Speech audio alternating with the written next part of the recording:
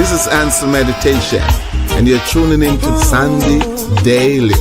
Natural beauty. The original 3 C's, the Black Carrie Bradshaw. Listen. You want the gossip? You want the information? The news? The real talk? You such a bad man. You are now tuning into the Daily Grind with me, Sandy Daly. Let's go, baby.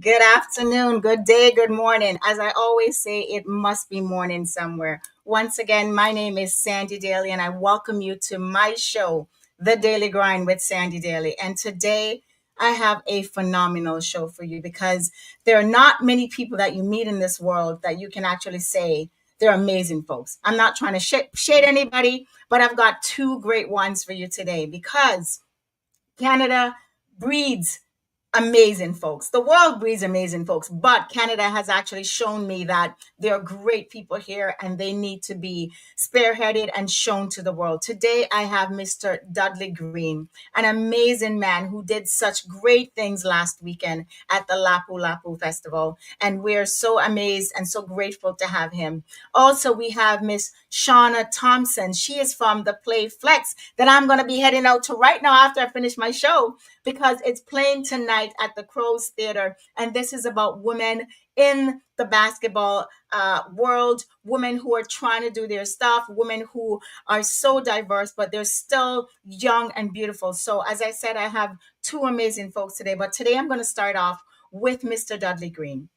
Last week, we had a horrific situation here in Canada where 11 people were killed at this festival. Mr. Dudley Green showed us what human beings should be like. He did what we needed human beings to do. And so I am so excited to have Mr. Dudley Green. I mean, that is him there. This man has been all over the news. So to have him here on this show, I am so grateful. I am so thankful to have Mr. Dudley Green here on the show, because last week he showed us what a human how they should act. He stood in the face of adversity. He stood in the face of challenges, of a major challenge. And what he did, I mean, I don't know if I could have ever done that. So Mr. Dudley Green, I'm going to be bringing you up right now. Welcome you to the show. Hi, how are you? Thank you so much for joining me in beautiful Vancouver. Your smile, I love it. How are you, sir? I'm doing pretty well, thank you. It's been a busy day, but not too bad. Busy is not the word. You have been, I mean, I turned on my television 2-3 nights ago, and I think I saw you on like 5 channels. Like what is happening here? Because the world is talking about what you did last week. And for those who don't know, as I said, last week we had a very horrific situation here. Our hearts go out to the folks at the Lapu Lapu Day Festival, and Mr. Dudley Green was there, and what he did was phenomenal. So just take us back to this day, Dudley. Was this your first time at the festival? Yes, it was the first time I was attending. That just to give you a prelude to that week, I was not feeling very well. I was pretty sick that week. I've been off work, my regular vocation, because I've had an injury that I've been dealing with, and I'm still dealing with because it's not 100% yet. But I was kind of like, it was you know what? Let me go and visit this celebration, because I have a lot of Filipino friends, and I thought it'd be a cool thing to do. The other reason too was because will.i.am was performing, and many years ago I bodyguarded the Black Eyed Peas when they came to Vancouver, because that's one of the things that I do as well. So I went to the venue. There were lots of food trucks. You know, the Filipinos make really amazing food, and lots of people were there. Right? Lots of people were there. It was just amazing. Right. Unfortunately, it turned into a pretty tragic event, because at the end of the festival, as people were departing and leaving, I was walking out on the side of the street, and I saw this black car going at extremely high speed, and there were 3 people that he hit from where I was standing, and their bodies flew up. Oh, wow. And landed on, and people were screaming and yelling and calling for 911, and it was a pretty horrific scene. And then I proceeded on to the east side of the street, and then I saw the car that was involved in the accident, and the front end was completely demolished, pretty much. And then I saw a huge crowd of people, and I looked to my left, and there was a fence, and one of the organizers, who's an MLA, her name is Mabel Elmore, she was Right. standing there. The suspect was in the middle, and another little security guard that was Filipino was standing to the right. So I walked over there because she had waved at me, and she was trying to tell people to stay calm because there was a huge group yelling, "That's him! He's the one!" And the people Wow. were very emotionally, you know, engaged, let's say, and not very Yeah. happy. And Right. so what I did was I went over there and I stood in front of the suspect and I basically tried to de-escalate all that emotion that was going on. Right. And it was really challenging because I could empathize how people were feeling. Right. Naturally, most people wanted to cause person grievous bodily harm because of what he just done. There Hmm. were people, there were bodies in the road. A couple of young kids were hit as well. It was not a very pleasant scene for people to see. Wow. But what motivated me to get into action was this.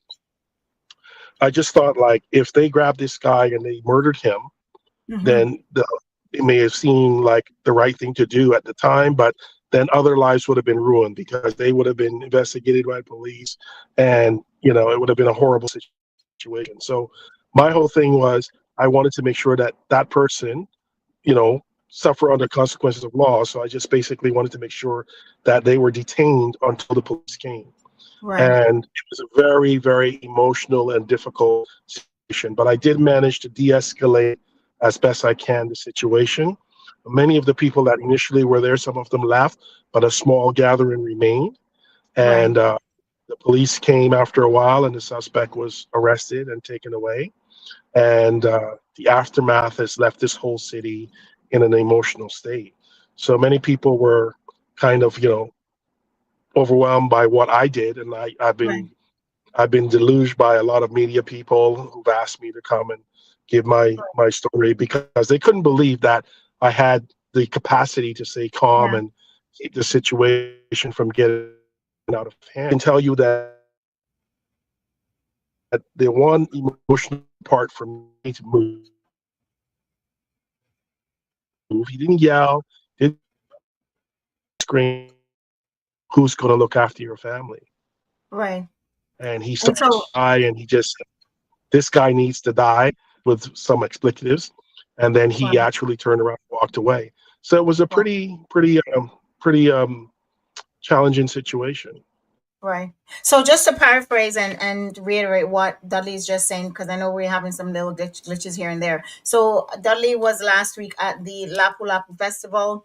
A gentleman ran into the crowd, drove into the crowd, and people were run over. People, as Dudley said, went up into the air, and so 11 folks died. People died, including children, of course. And so, what Dudley did was actually de-escalate the situation, stood in front of and in between himself, between the accuser and the actual mob of folks that wanted to get at this person who did this. So we're so thankful that you actually did this, Dudley, because obviously it takes guts, it takes strength, inner strength to do that. Now, where do you think this comes from? This inner strength, this peace of mind, this knowing what to do in the right thing to do, perhaps in the wrong, all the moments. Where do you think that comes from? I would say my source of energy or power that comes from would be my mother, Yes. because my mother's always taught me that even when we're going through the most difficult of circumstances, it takes courage to do the right thing in that moment. And you Right. shouldn't be afraid to do the right thing if you know it's the right thing to do. Right, exactly. And I think we did mention that. And for those who don't know, Dudley's mom is from the beautiful island of Barbados and just down the street from Jamaica, right? As we would always say, right? Which is where I'm from. She also resides in Toronto. And And she also resides in Toronto. resides in Toronto as well. But going back to you, Dudley, I know that this has happened to you, but this has not been something new to you. You've basically been a person who advocates for things. Tell us a little bit about more about Dudley Green. What is it that made you do that, and what have you been doing in the past to actually propel you to do such a thing? Because I know that you are engaged in a few great organizations. Well, first of all, I'm a Prince Hall Freemason, which is the Afrocentric version of Freemasons that exists. I belong to a lodge here in Vancouver that was formed in 1919.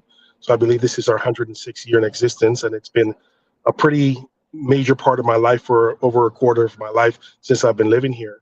And I've been fortunate to be around a lot of very pious, cultured, intelligent, hardworking Black men who have influenced me to understand that we live in a hostile environment because, as Mhm. people of Afrocentric origin, we don't always get treated fairly.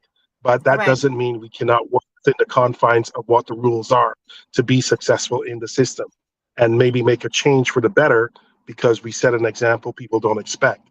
So right, that's one factor. I've been involved in security now for well over 2 or 3 decades, and I have worked as a professional bodyguard. I've worked in nightclubs. I've done um, protection for government officials and royal families. So that background in terms of dealing with hostile situations, I've had lots of experience in terms right. of when those kind of situations occur. Um, so for me, it was just, like I just saw it as being the right thing to do. I didn't expect what has happened to occur, because for Right. me, all I thought was the police should be able to come and get this guy and have him arrested for what he did, which was pretty heinous, right? Right. And otherwise, there's no recourse for people, right? Right. If he was dead and if he was killed, there's no recourse to know, what the circumstances that motivated this, or what could have done to prevent it, and that you can't set protocols if you don't know the background. So all of those things are important, but for me, mostly it was just public safety. I just thought, sometimes you got to pr- help people from being the worst part of themselves, Oh, I like that. right? And that's a difficult thing to do. You Right. have to And help some, people from being the worst part of themselves, because all of us have the capability to do some yes. pretty evil things if we're put in that situation. So it's Right. important sometimes to have emotional regulation, as I call it. Right, exactly. And emotional regulation is exactly what you had last weekend, Dudley. And I'm quite sure that going forward, moving forward, just having met you, I'm not going to be surprised if I see you doing more great things in the future, because you have that aura, you have that spirit, and you have that embedded in you. And that's what is noticeable right off the bat. When I saw you on television and reached out, I said, I have to talk to this gentleman because your story moved me so much and moved others, right? It really did. I'm one of those journalists that Uh, hunted you down because I no doubt. had to talk I to tell you what, a lot of people have reached out to me and basically have commended me on being courageous enough to do you. what Yes. I did. There's some people that have reached out to me and are very angry with me because they felt that I should have allowed the crowd to at least, physically Really? accost that gentleman that was there. Wow. And I'm I actually think surprised by everybody's that. entitled to their opinion. Yeah. I'm No, actually no, a lot of people really, said to wow. me, Wow. you should let them, at least make him bloody or something. I've had a few Right. people say that to me, but at the same time, I realized, like, everyone is entitled to think about how they think about certain situations. But at Yes. that moment in time, my only thing was I just felt it was important for him to be detained by the police, right? I also work as a transit operator, so I drive bus here in Vancouver, and that job alone has helped me in the last decade that I've worked there to develop a very good skill set of emotional regulation, because Right. working as a bus driver, you see all sorts of human beings, all sorts Right. of experiences, all sorts of attitudes, and you Right. have to learn how to Right. navigate that, because if you Right. if you just allow all your bare emotions to take advantage, you wouldn't be in the job very long, Of course. right? Of course So, not. so in that aspect, there are many things that I do in my life in terms that sort of help me work on that. I wasn't always like this. I have to tell you honestly, it took a long time for me to learn how to develop this capability. But Right. now that I have a better understanding of it, when in situations that are very challenging, I'm able to respond, I believe, the most effective way I can. And you certainly have done that. You have responded effectively. We are so grateful that you did that. It shows us that, you know, there's bigger things out there for you. There are bigger things to, as we say in Jamaica, bigger fish for fry. You done know I'm already, you know. You done right. know. You don't know. Hey, I got that out of him. You don't You know. done Okay. know. You done know. Dudley, Oh, like a couple of my yardie friends said to me, yo, sometimes fire aya. That's what one of my brothers called me. He said, yo, fire aya. He just said to me, listen, man, you know what? Sometimes you have to do what you have to do, but the right right. thing, you never be wrong when you do it. Oh my I saw it God. go. I got the patter out of Dudley. Fire Aya. Dudley, thank you so very much. I love my We're I love my so yardies, I love my yardies, I love my yardies, you We love just my get it yardie out. bad, bad, bad. But we are You so don't know grateful that already. you did what you did last week because it shows us that the human spirit, the human kindness does exist, and you certainly are an exemplary figure of that. So, Dudley Green, thank you so very much. And any last words to the folks that are watching you I here in just want to add Toronto? one more thing. Sure. Yeah, I Go just want ahead. to add one. I had this comment made to me today, and the young lady who said it to me, she said, it's not very often man doing something pretty extraordinarily, because she said in the news, 90% of the time when you see a black man or a black face, it's not always about a very positive situation. Right. And she said to completely overwhelmed just to know that, to see this story, because she said it really breaks the narrative of what they don't usually see this kind of situations where these kind of actions are taken.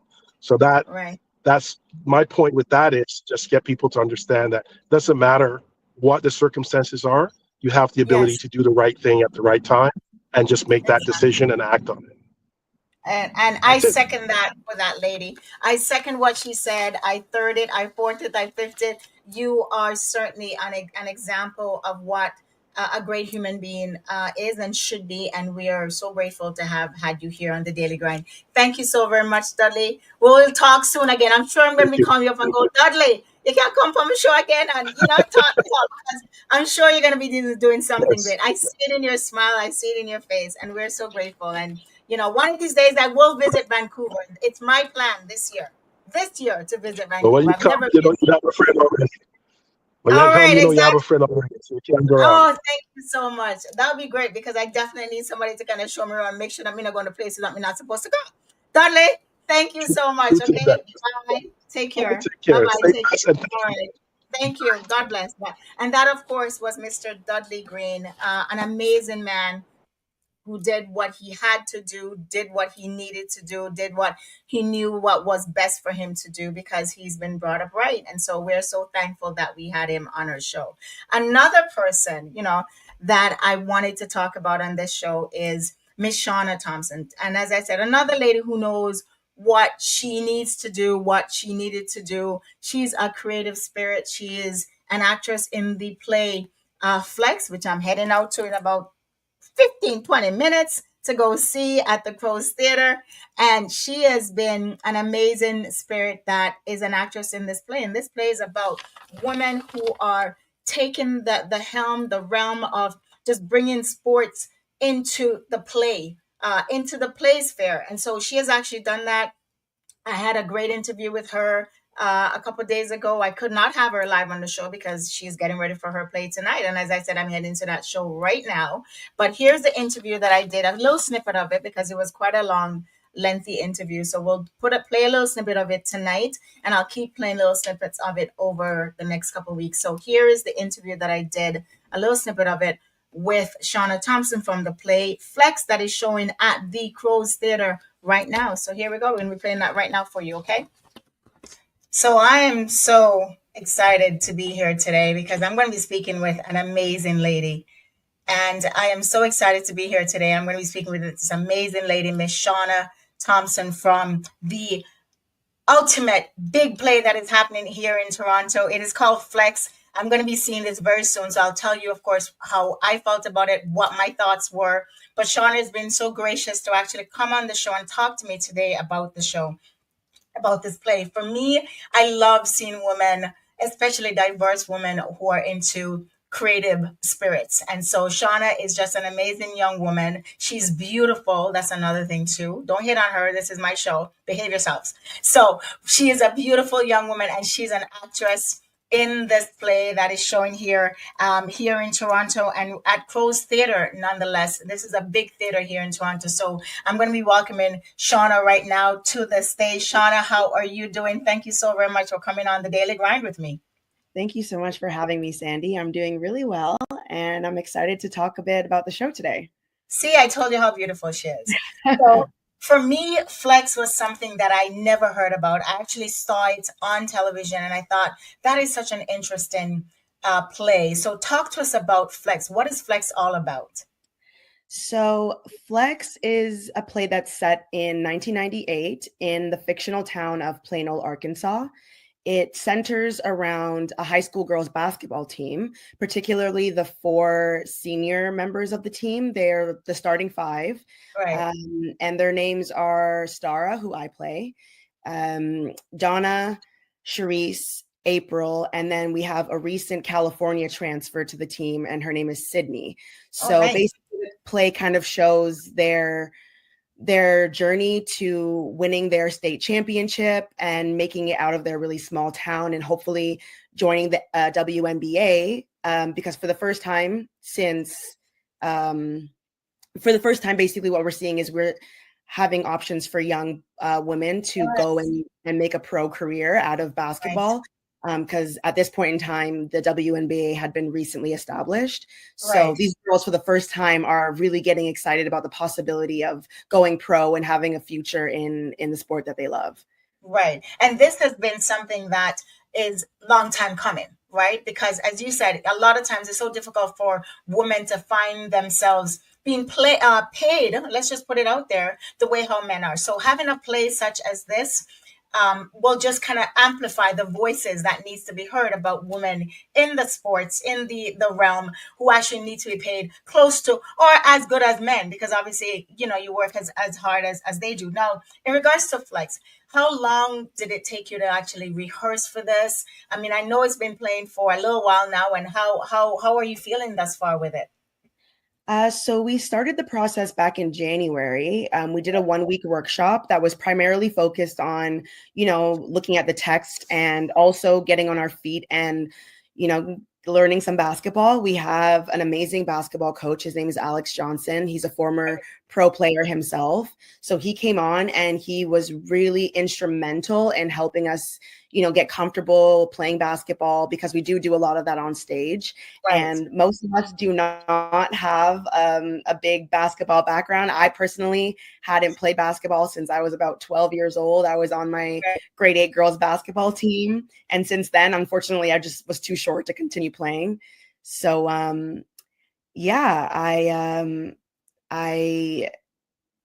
it was really great having him along the journey. And then since then we returned in, I believe it was March, at the beginning of March, we joined and we got back together and we rehearsed in the rehearsal hall with everything. So getting on our feet, learning the play, learning about the basketball that was going to be required. We did all of that starting in March, and we were in rehearsal hall for about 4 weeks. And then we moved into tech. And then we had a week of previews, and we opened the show last week, Wednesday. Right. So we've been playing for about a week. It's been a while. Yeah, April 15th through to May 18th is when the actual play is running until. Now, for you being an actress, how long have you been working in the craft? How long have you been an actress? What have you done before this?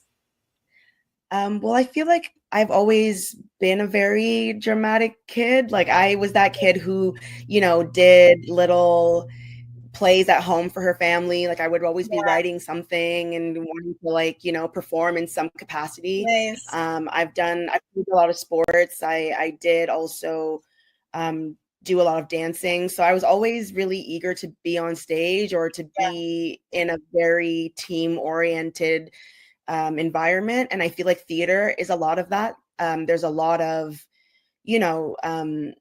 working together to accomplish a common goal. And that's what I love about both sports and theater. And so for a long time, actually, I wasn't considering it as like a possibility for a real career. I was kind of focused primarily more.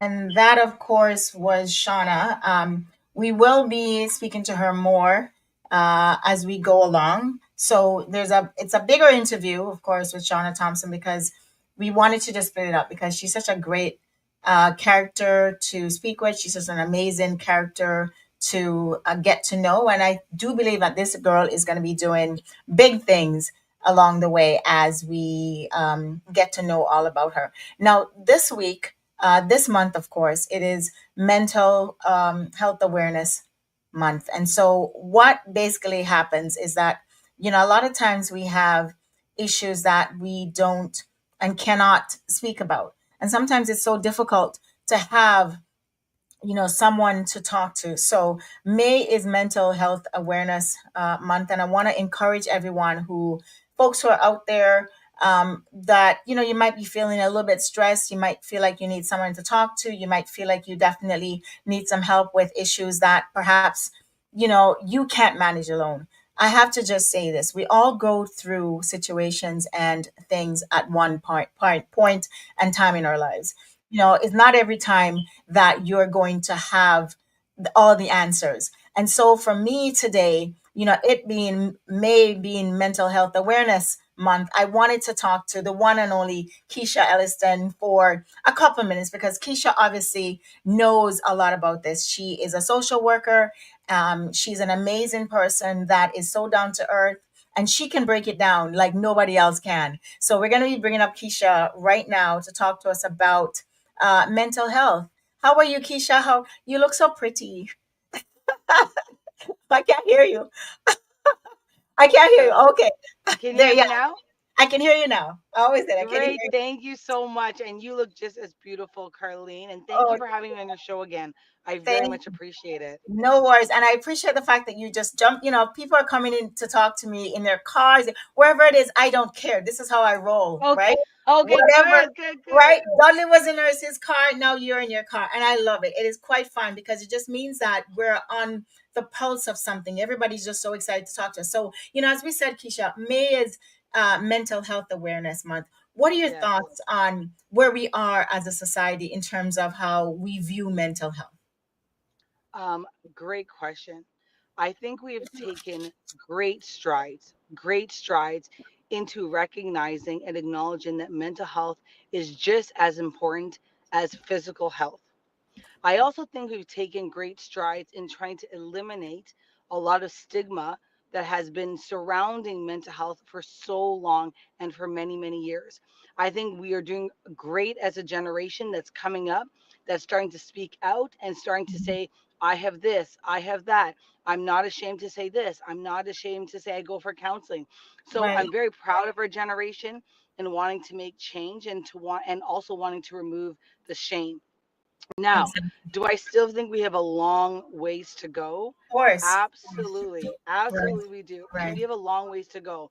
And so that's why I say hats off to Carlene, hats off to this amazing podcast and show because you are doing exactly what needs to be done, which is having the conversation that we're out there. Again, mental health was looked down upon for many, many years, for many centuries. And this was something that people referred to not as mental health or not as someone needs help or someone's reaching out or looking for something. It was looked at as deemed as the word crazy. Right. And so anything related to crazy was stigmatized and had shame around it, involving it. And when we talk about mental health nowadays, we are doing our best to remove the stigma from the word Right. crazy. And so anybody that hears or knows needs to understand that mental health or having something or having issues with your emotional well-being or having problems self-regulating or not knowing how to regulate your emotions or not knowing how to express yourself does not mean that it's a bad thing. It means you Right. need help. It means you need to reach out. It means you're asking for someone to lend a hand. And that is the important thing. It does not mean that it's a bad thing. That's the difference from 50, 60 years ago to now, Yes. 2025 and onward. Exactly. And I think that's so great because, a lot of times, and I have to always say this to folks, a lot of times we go through things. We all do. I go through things, Yeah. you go through things, my friends go, and then it's so difficult sometimes. So if you want to talk to someone, because you don't want them to think, hey, this person is crazy, because you're not, but you just need someone to Yeah. talk to. Not every time you're going to have that support system, and having that support system is so important. And I always love, and I have to encourage folks, as you said, check in with yourself, okay? Check in with yourself, whatever is happening to you, and don't be ashamed nor afraid to talk to someone and say, hey, I'm having difficulties right now. Can you please Hmm. assist? Or how can I best help myself? And therapy, therapy is good for everybody. It is so good for everybody. I talk to people, Yes. like I always say, I mean, I've been a writer. For me, I write, and so it helps me. But if I have to talk to Yes. somebody, calm, trust me, I'm gonna call Keisha and say, Keisha, so this about Yes. me. So this about me. Or I call my friend, I go, so this, and they will have to listen. And then when it's their turn, Yes. I will do the same. So this is, what do you think about that? This is, I guess, what I'm trying to ask is, how important is a support system for people, for folks who are going through things right now, or for forever? I love that you said that. The key word is support system that you Right. asked. And I want to just tell everybody something. What mental health will have you do, or what people will think you should do if you are feeling ashamed or feeling like you're not supposed to tell anybody, is the word isolate. Right. It will make you isolate. And isolate is a very scary, scary thing, because what isolation does, it leaves you alone with your thoughts. It leaves you alone not only with your thoughts, it leaves you alone with the dark feelings that you're already trying to get over or trying to already have. So those Right. dark thoughts that you're already trying to push through, or those negative things that are telling you you're bad, you're not good, or you're not Right. enough, or you're that comparison. Ooh, that comparison that robs people all the time of thinking everything about themselves in a positive life, but because they're comparing to somebody else, it brings their mood down and their Right. state of mind down and their Exactly. self-awareness down of where they are. These things will bring you to the place of isolation. Of And what course. isolation does, it traps you. Isolation traps people. It traps people in their mind, in their physical state, and then it activates into their actions, which means I don't want to hang out with anybody. Right. I don't want to tell anybody anything. I rather just stay alone by myself. I rather just self-inflict pain or self-inflict harm. And guess what happens? The only thing that happens and rooted in isolation is continuance. It's continuance and a continuance of going downhill. Because if you're in isolation and have no support, then Yeah. what do you think is in charge of your thoughts? Of course. What's in charge of your thoughts are the negative thoughts that you're That's already trying to push exactly. through. Yeah. You don't have anything fighting it back. There's nothing to fight it back, push it back, say, no, no, it's Yeah. not true. You are amazing. You know what? You can do it. You know Yeah. what? Let's get the help. There's nothing there to put. It's actually dead silence. Of course. It's dead silence in your ear. And so when you're alone with these things, this is how important is social network? Very important. The importance of having community, the importance of reaching out to somebody is what's going to help make a difference Right. in what you're fighting. That's the difference going to do it. And may I add, support network, to everyone listening, it means things in all sorts of capacities. It Right. doesn't just mean I need to talk to my pastor. Yeah. It doesn't just mean I can only talk to my parents and nobody else. It doesn't mean I have to go down to the guidance counselor office and tell the guidance counselor, Right. right? I want everyone to know that a support network can mean a bunch of stuff.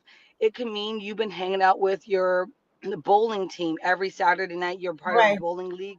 And Wow. at the end, you guys decide to go to Jack Astor's, Yeah. and someone you're in conversation with at Jack Astor's from one of your teammates on the team, you guys get into conversation, and through that conversation, you end up just sharing a bit and just letting them know, yo, I have been feeling down this last week, Yeah. right? That's so great because that's exactly how what I do is when I go work out with my friends and then we work out, do our weights, and I'm telling you, it's just a support system. Then we go running and then we chat and then we go, you know what? Yes. This is happening in my life. This is happening. And it's so funny. Just little things like that make such a difference. I look forward to going, chatting with my girlfriends and just telling them and listen to their issues as well and them listening to mine. So Keisha, I thank you so very much. Once again, you killed it.